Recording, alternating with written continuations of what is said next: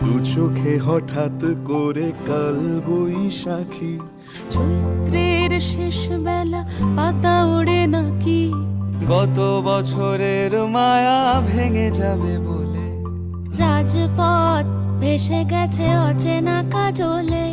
দু চোখে হঠাৎ করে কাল বৈশাখী, চৈত্রের শেষ বেলা পাতা ওড়ে নাকি, গত বছরের মায়া ভেঙে যাবে বলে, রাজপথ ভেসে গেছে অচেনা কাজলে।